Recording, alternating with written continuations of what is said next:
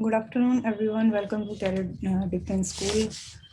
हम डिस्कस कर रहे थे 2019 का सैंपल पेपर, कंटिन्यू करेंगे। करते हैं। FIR मींस, FIR का जो है मतलब क्या होता है? First Indian report, first information report, first inquisitive report, fundamental Indian report. The correct answer is yes Abhijit.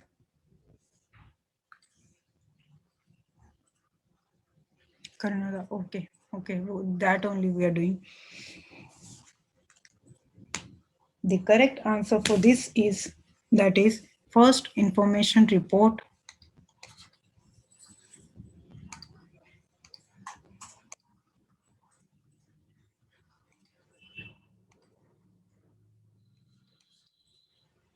It is the first document prepared in criminal proceeding. Criminal proceeding में जो है ये पहला document है जो prepare करा जाता है. It is a document that places on record the victim side of the story. जो भी victim और person है उसकी story को जो है इसमें जो है record करा जाता है.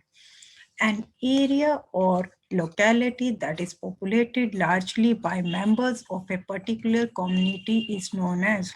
एक area या फिर locality that is populated largely by members of a particular community, क्या बोला जाता है? ghetto, cantonment, hamlet, colony. Chat box में आंसर लिखो अभिजीत, सबके सब इन chat box.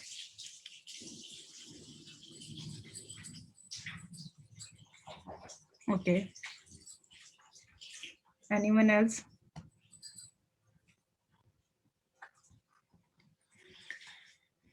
Yes, the correct answer is, that is option A, that is called ghetto.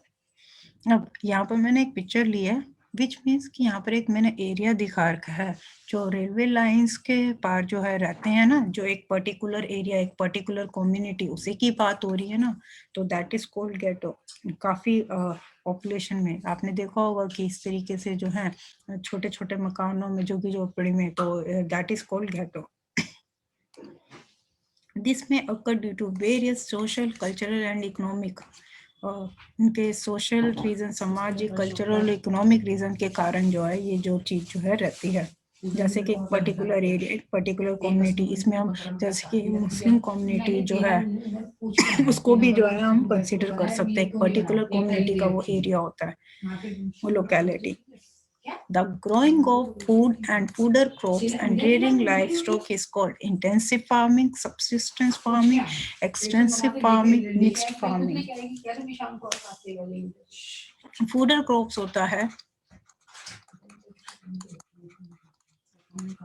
चारे की फसल जो होती है, that is your, और आपका जो rearing livestock, that is your पशुपालन.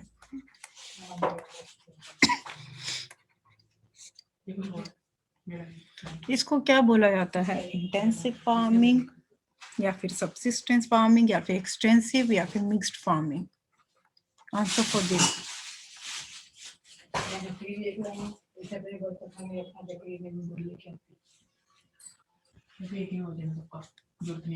Okay.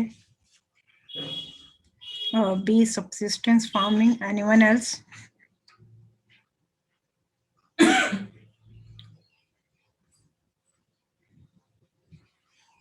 That is A. Yes, Abhijit. Ma'am option है मैम, वो मेरे को स्क्रीन शो नहीं हो रहा नेटवर्क इश्यूज की वजह से. सो मैम आपने बोला था कि पहले सब्सटेंस बोला था, फिर इस वजह से कंफ्यूजन थी. ठीक है, तो आपका answer is a. Your answer is a. Okay. Yes, the correct answer is, that is option A is the correct answer. ये जो फर्स्ट पिक्चर आप देख रहे हो, this is the picture of your intensive farming, यहाँ पर कि चारे के लिए फसल भी जो है ग्रो करी जा रही है. आप देख सकते हो जो पशुपालन है उनके लिए जो है. नेक्स्ट आपका आता है सब्सिस्टेंस फार्मिंग. ये हमने प्रीवियस उसमें भी करा था कि सब्सिस्टेंस फार्मिंग का क्या होता है कि जहाँ पर फार्मर जो है अपने फैमिली के गुजारे के लिए जो है फार्मिंग करता है, खाने का जो है उनका बेसिक नीड का जो सामान जो है उसमें होता है, और लैंड एरिया जो है हमारी स्मॉल होती है सबसिस्टेंस फार्मिंग में। This is subsistence farming. Next आता है हमारा extensive farming. This is your extensive farming. और डी जो है आपका मिक्स्ड फार्मिंग। मिक्स्ड फार्मिंग यहाँ पर ये हो रहा है कि आपकी जो नॉर्मल जो क्रॉप्स जो हैं और थ्रू द ईयर ग्रो करे जाते हैं वो भी होता है, प्लस जो है रेयरिंग लाइफ स्टॉक भी है, दोनों चीजें, that is called mixed farming. अब बात आती है एक्सटेंसिव फार्मिंग की। ये जो है आपका, इसमें जो है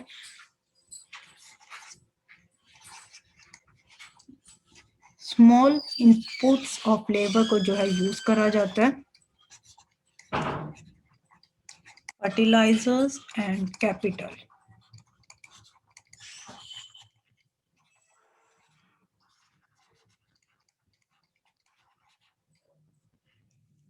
जितना कि उसके कंपैरेटिवली जो हमारा लैंड एरिया है जिसपे फार्मिंग करी जा रही है, that is called extensive farming. Mix farming में आपको बता दिया है, जहां पर कि ग्रोइंग ऑफ क्रॉप्स, क्रॉप्स भी हम ग्रो कर रहे हैं और साथ में क्या हो रहा है, रेजिंग ऑफ लाइफ स्टॉक, वो भी चीज कर रहे हैं। नेक्स्ट आता है manufacturing comes under which activity, primary, mining, secondary और टर्शियरी।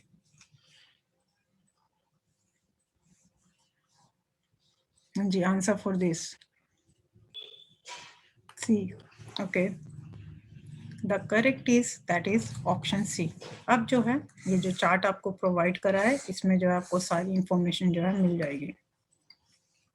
प्राइमरी, प्राइमरी सेक्टर क्या होता है, जैसे कि अभी इनने सेकेंडरी का पूछा तो हो सकता है प्राइमरी पूछ लें नेक्स्ट टाइम या टर्शियरी पूछ लें। प्राइमरी आपका होता है रॉ मटेरियल से रिलेटेड, जहाँ पर कि extraction of raw materials, extraction means taking something out, ये भी बताया था, that is called of raw materials. Then आपका फार्मिंग आ जाती है, फिशिंग आ जाती है, this is your primary sector. Secondary sector में आता है that is called finish goods, जो हमारे जो है बन जाते हैं, मैन्युफैक्चरिंग करके जो है हम फिनिश गुड बनाते हैं। यूटिलिटी, जो हम यूज करते हैं, इलेक्ट्रिसिटी, गैस। देन आपका आ जाता है कंस्ट्रक्शन, ये आपका जो आ जाता है सेकेंडरी सेक्टर में। नेक्स्ट आता है tertiary which is called service sector, जहाँ पर सर्विसेज प्रोवाइड करी जाती है। कौन कौन से सेक्टर्स जो है सर्विसेज प्रोवाइड करते हैं, रिटेल,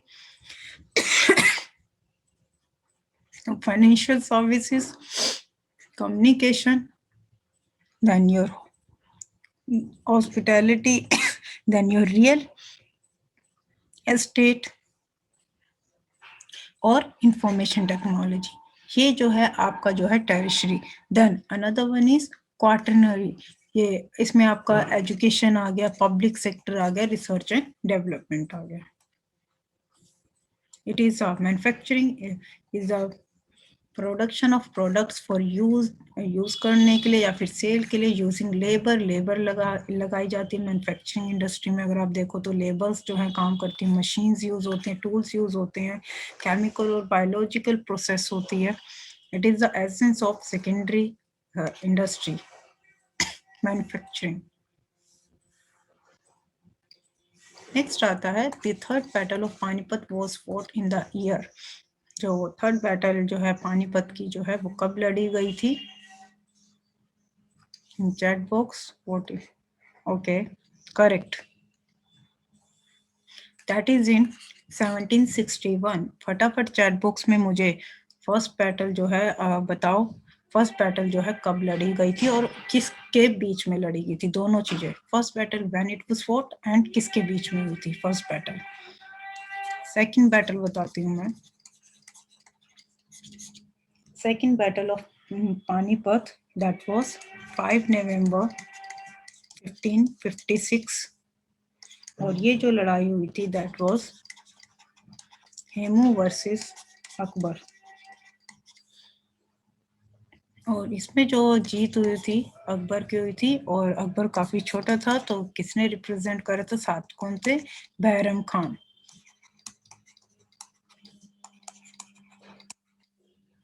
फटाफट जरा मुझे फर्स्ट बैटल का जो है बताओ,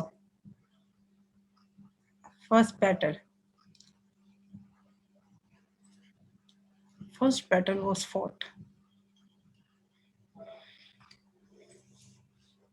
No one knows. Okay. 1526 Abhijit किसके बीच में हुई थी? कौन से दो लोग थे?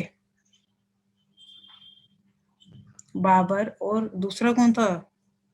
दूसरा कौन लड़ रहा था?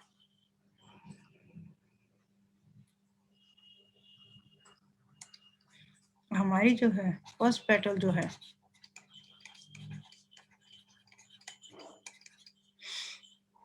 that was 21st April 1526 Babar versus Ibrahim Lodi के बीच में जो है ये जो है लड़ाई हुई थी और जो है बाबर जो है जीता था। नेक्स्ट आता है the Champaran movement was against. Champaran movement जो है वो किनके अगेंस्ट थी? Peasants, East India Company, the oppressive attitude of planters या फिर none of the above? Answer this.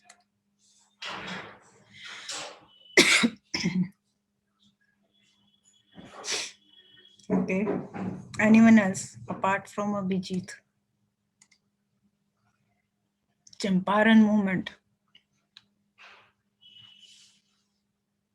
देखिए जो चंपारण मूवमेंट थी that was against the oppressive attitude of planters.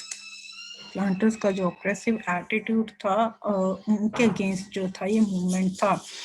The major problem at Champaran that is in Bihar was of the indigo planters. Indigo होता है नील की खेती, इसके ऊपर सारी लड़ाई थी। अब हुआ क्या था? यूरोपियन प्लांटर्स जो हैं वो पीसेंट्स को जो है फोर्स कर रहे थे कि इंडिगो जो है ग्रो करा जाए, यानी कि 3/20 of the total land area जो है उसमें जो है इंडिगो जो है ग्रो करी जाएगी। क्लियर? नील की खेती, इसको जो है इसका अनदर नाम भी जो है रखा गया है 3/20 land, that is called 3 kathia system भी इसे बोलते हैं।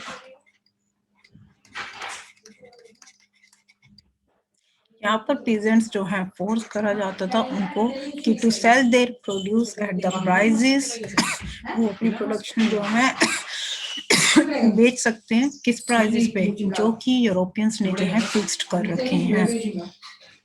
This was your Champaran movement that was against indigo. Next आता है Portuguese first came to India in search of. जो पोर्चुगीज जो है इंडिया आए थे वो किसके सर्च में आए थे? कॉटन, स्पाइसेस, स्टील या फिर मुस्लिम?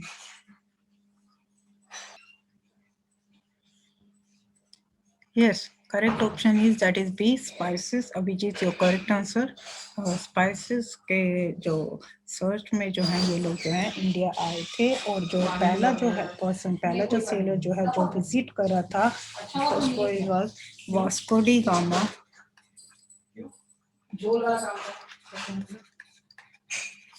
in 1498 पोर्चुगीज से। नेक्स्ट है आपका मुस्लिम, आपका होता है that is Malla. The fight for Pune Swaraj called complete independence was fought under the presidentship of Mahatma Gandhi, then Jawaharlal Nehru, C. Rajagopalachari या फिर सरदार Vallabh Bhai Patel?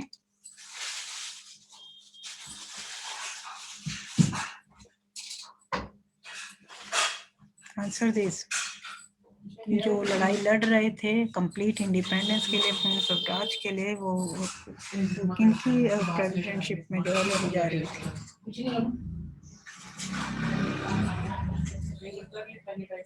Okay, Abhijit correct, anyone else? That was under Jawaharlal Nehru. इनकी presidentship में जो है ये चीज जो है पूर्ण स्वराज की जो फाइट जो है लड़ी जा रही थी। अब यहाँ पर एक इम्पोर्टेंट चीज सी राजा गोपालचारी, ये जो हैं फॉर्मर चीफ मिनिस्टर रह चुके हैं तमिलनाडु के, and was also C. Raja Gopalachari was last governor general of India. India के जो हैं ये जो है लास्ट गवर्नर जनरल भी जो है C. राजा गोपालचारी जो है रह चुके हैं। As India soon became a republic in 1950. Next आते हैं Sardar Vallabh Bhai Patel, known as the iron man of India, और महात्मा गांधी, इनका बहुत से मूवमेंट्स में हाथ रहा है। अहमदाबाद मिल डिस्प्यूट, जहाँ पर ये वर्कर्स के साथ रहे थे, प्लेग बोनस के जो के अगेंस्ट जो हैं इन्होंने वर्कर्स का जो है साथ दिया है, और भी चंपारण, खेड़ा सत्याग्रह, ये सारी की सारी मूवमेंट्स जो हैं ये महात्मा गांधी जी के टाइम पीरियड की ही हैं। और he is also known as the father of the nation and also Bapuji. The flag of India had been hoisted by Congress President Jawaharlal Nehru on 31st December 1929. Next आता है Australia uses largest portion of its area. जो Australia जो है अपना ज्यादा portion जो है area का वो किस चीज के लिए यूज करती है? Pastures, cropland, forest, other uses. The correct answer is that is for pastures. जो ऑस्ट्रेलिया जो है अपना लार्जेस्ट पोर्शन जो है इन चीजों के लिए जो है पैस्चर्स के लिए जो है यूज करती है। क्रॉपलैंड होता तो खाली क्रॉप्स ही उगे हुए होते, not for forest, not for cropland, that is for pastures. Pastures play a major role in agriculture enterprises and contribute over 3 billion annually. 3 billion annually जो है इस पे जो है खर्च करा जाता है। It contributes in Western Australia through animal production. Animal की production के लिए, improvements to crop rotation की जो है improvement के लिए, and conserve food, that is चारा, उसको conserve करने के लिए। Which of the following countries usually practice commercial agriculture? Commercial agriculture होता है आपका that is you are doing for the purpose of business or for profit making. That is called commercial agriculture, जहाँ पर जो है आप जो है बेचने के पॉइंट ऑफ व्यू से चीजों को ग्रो कर रहे हैं, मार्केट में सेल करने के लिए चीजों को ग्रो कर रहे हैं, that is called commercial agriculture. So USA, Bangladesh, India, Bhutan, ये सब मैम जो ये है मैम ये तो इंडिया में भी होता है, मैंने कई जगह पर देखा मैम ये खेती। इन्होंने जो तो है मैम इसका इंडिया जनरली कहाँ करी जाती है? मैक्सिमम जो है वहां पर जो है बिजनेस पॉइंट ऑफ व्यू से ही जो है एग्रीकल्चर जो है करी जाती है। हमारे इंडिया में जो है सिर्फ और सिर्फ बिजनेस पॉइंट ऑफ व्यू से नहीं, बहुत से फार्मर्स हैं that is called subsistence farming, जो अपने गुजारे के लिए करते हैं, अपना खाना वगैरह निकालने के लिए, और भी जो है कुछ जो है रेयरिंग लाइफ स्टॉक के लिए करते हैं, पशुपालन के लिए करते हैं, तो अलग अलग। बट यहाँ पर तभी इन्होंने कहा है कि which of the following countries usually, जो मैक्सिमम जो है वो जो है कमर्शियल एग्रीकल्चर को ही इंपॉर्टेंस देते हैं out of these 4 countries. Question is this, समझ आया अभिजीत क्वेश्चन? यस मैम अब आ गया समझ। Now answer for this. ऐसे आउट ऑफ दीज 4 कंट्रीज जहाँ पर कि बिजनेस पॉइंट ऑफ व्यू से ही एग्रीकल्चर जो है करा जाता है, ना कि क्योंकि वैसे गैस अच्छा लगा सकते हो। That is option A. USA जो है वो जो है जो खेती करता है, यूएसए ऑलरेडी एक डेवलप कंट्री है, वहां पर कोई नौकरियों की या किसी चीज की कमी नहीं है। क्लियर है?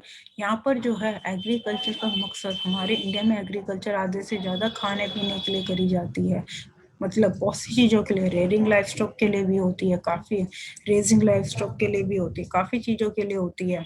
बट यूएसए में जो है purpose is to sell out things, इससे बिजनेस अर्न करना is the motive behind this.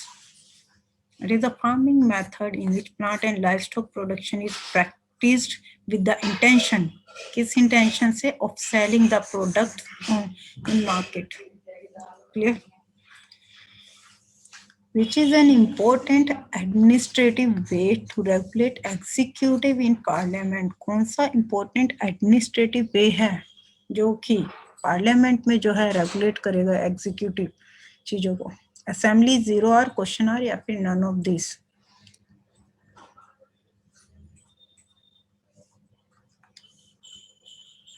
Okay, yes, that is in assembly.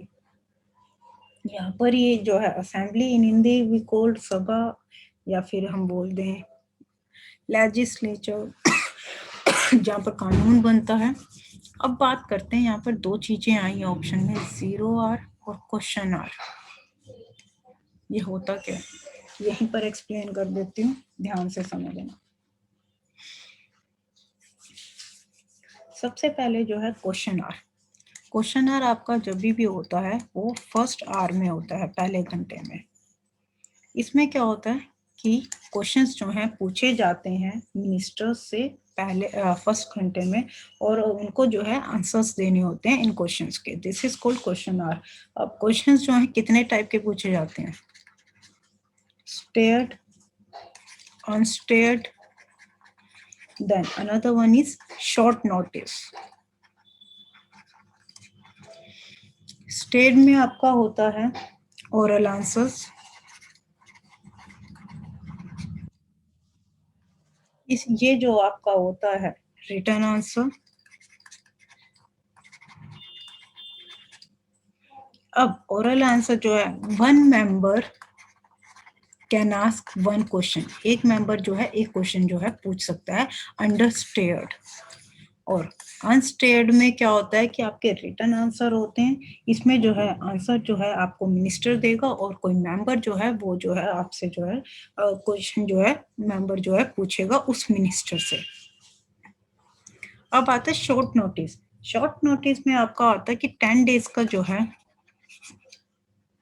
Notice दिया जाता है. और इसमें क्या होता है कि स्पीकर डिसाइड ये करता है कि क्या ये क्वेश्चन पूछा जाना चाहिए या नहीं पूछा जाना चाहिए. ये कौन डिसाइड करेगा? Speaker. Under this short notice, this is called your question hour in parliament.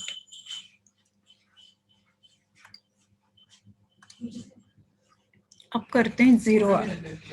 Zero hour जो है आपका होता है, पहली चीज, जीरो आवर आपका कॉन्स्टिट्यूशन में कहीं भी नहीं लिखा हुआ. कहीं भी मेंशन नहीं है जीरो आवर वर्ड. ये जो है न्यूज़पेपर में यूज होता था वर्ड, वहां से इन्होंने लिया है. they have taken from there and they have used from there. ये जो है क्वेश्चन आवर के 1 घंटे बाद जो है, this is after 1 hour of question hour. Question hour के 1 घंटे के बाद जो है आपका जीरो आवर वाला सेशन जो है स्टार्ट होता है आफ्टर 1 hour.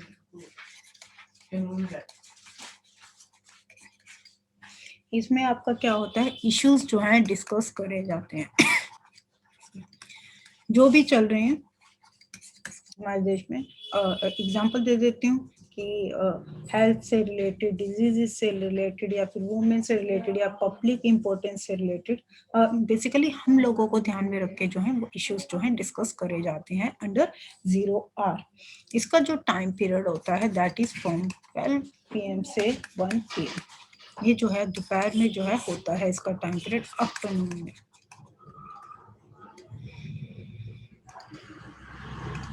नेक्स्ट आता है article 21 of the constitution guarantees right of speech, right to life, right to freedom, none of this.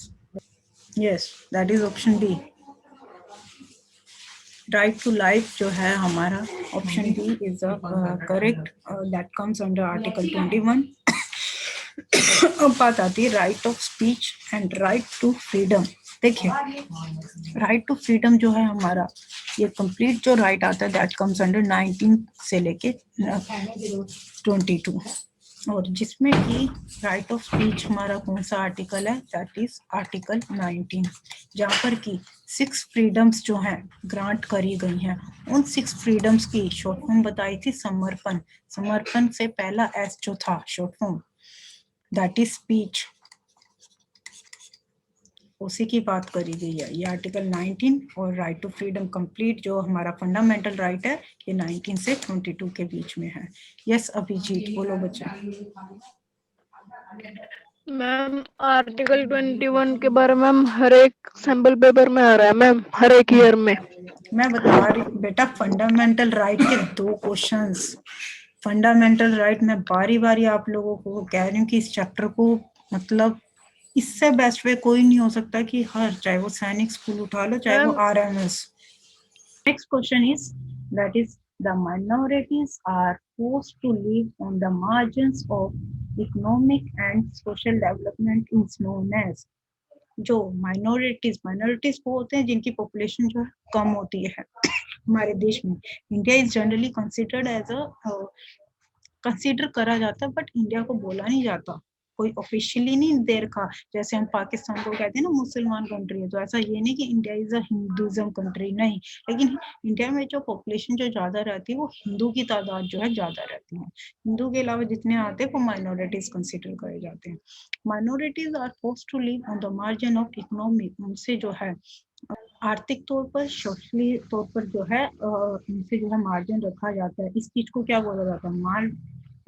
Marginalisation या फिर displaced. Yes, the correct is marginalisation. देखिए यहाँ पर मैंने एक बहुत अच्छा एग्जांपल लिया है। यहाँ पर आप देख सकते हो एक particular community, Adivasi. In India, we usually showcase Adivasi community in a particular way. इनका रहन सहन अलग होता है, इनका तौर तरीका, खाना पीना जो है बिल्कुल, तो एक ये अलग से कम्युनिटी होती है। इनको जो है सोसाइटी के बीच में नहीं लाया जाता। आदिवासी आर इनवेरिएबली पोर्ट्रेट मीन्स दिखाना, किस तरीके से एक अलग कलरफुल इनकी कॉस्ट्यूम होती हैं, हेड गेयर होती हैं जो ये आप देख रहे हो पहने हुए हैं, और इनकी डांसिंग। कहने का मतलब ऐसे लोगों को जो है अलग रखा जाता है सोसाइटी से। This is called marginalisation. इनको बैकवर्ड कंसीडर करा जाता है, इनको ब्लेम करा जाता है कि इनमें एडवांसमेंट की जो है कमी है। क्लियर। नेक्स्ट आता है आपका, that is called displace. Displace होता है कि कोई भी अपनी जगह छोड़ने के लिए, किसी को अपनी जगह छोड़ने के लिए जो है एक तरह से मजबूर करना, that is called displaced. Which is the another question from fundamental rights? इसलिए सबसे पहले फंडामेंटल राइट्स करवाया था। Which is the article of constitution that states that untouchability has been abolished? 6th का सैनिक स्कूल का पेपर उठा लो, 9th का सैनिक स्कूल का पेपर उठा लो, दोनों में क्वेश्चंस मिलेंगे। आर्टिकल 16, आर्टिकल 18, आर्टिकल 28 या फिर 17 plus RMS, that is untouchability. Article 17 छुआछूत। अब बात करते हैं आर्टिकल 16, आर्टिकल 18 और आर्टिकल 28 जो है किस किस रिगार्डिंग जो है बात करता है। Article 16 is opportunity. यहाँ पर क्या होता है, पब्लिक एम्प्लॉयमेंट के केस में जो है इक्वल अपॉर्चुनिटी जो है ग्रांट करी जाती है आर्टिकल 16 के अंदर। Equal opportunity in matters of public employment, यानी कि किसी को भी जो है पब्लिक एम्प्लॉयमेंट के केस में जो है इनको जो है कास्ट, क्रीड, इसके ऊपर जो है डिस्क्रिमिनेट नहीं करा जाएगा, रेसिज्म, इन चीजों को, जेंडर को लेके। नेक्स्ट आता है आर्टिकल 18, जहां पर की टाइटल्स, D4 टाइटल्स करवाया था। अब टाइटल्स में क्या था, एक एजुकेशनल टाइटल से एक military. Educational like engineers, doctors, वो जो है अपने नाम के आगे जो है इंजीनियर लिख सकते हैं, डॉक्टर्स लिख सकते हैं। बात आती है मिलिट्री टाइटल्स। मिलिट्री टाइटल्स में जैसे परमवीर चक्र वगैरह जिनको मिला होता है, तो वो अशोक चक्र मिला होता है, तो उनको क्या है अपने नाम के आगे जो है वो ये जो है आर्टिकल जो है अपने नाम के आगे ये डेजिग्नेशन जो है लगा सकते हैं। इसमें एक एक्सेप्शन दी थी कि पद्म भूषण, पद्म विभूषण और भारत रत्न वो नहीं लगा सकते, because those belongs to high category. वो जो है हाई कैटेगरी के वोट्स हैं, तो वो लोग नहीं लगा सकते। फिर बात आती है आर्टिकल 28, अब ये जो है आपके राइट टू रिलीजन जो फंडामेंटल राइट है, दैट कम्स अंडर 25 से 28। तो 28 क्या बात कर रहा है, 28 ये कह रहा है कि आई से बताया था इंस्टीट्यूशन। अब इसमें क्या है, लोगों को राइट है कि वो अपने रिलीजन को जो है प्रीच कर सकते हैं, उसकी नॉलेज जो है दे सकते हैं। They have right to preach their own religion, अपना रिलीजन जो है उसके बारे में नॉलेज दे सकते हैं, उसके बारे में बता सकते हैं, लेकिन किसी को जो है फोर्स नहीं कर सकते कि आप उस रिलीजन को जो है अडॉप्ट करो। Clear? This is your article 28। For example Jain schools हैं, तो जैन स्कूल में उनके जैनिस के जो तीर्थंकर्स हैं उनकी वो स्टडी करवा सकते हैं, उनकी नॉलेज दे सकते हैं, लेकिन वहां पर जो बच्चे हैं उनको ये नहीं कह सकते कि तुम जो है जैनिज्म को अडॉप्ट करो। क्लियर? यहाँ पर जो है आपका जो है ये क्लियर अप होता है, वाइंड अप होता है ये पूरा का पूरा। इस वीडियो को लाइक करें, हमारे चैनल को सब्सक्राइब कर बेल आइकन जरूर प्रेस करें हमारी न्यू वीडियो सबसे पहले देखने के लिए।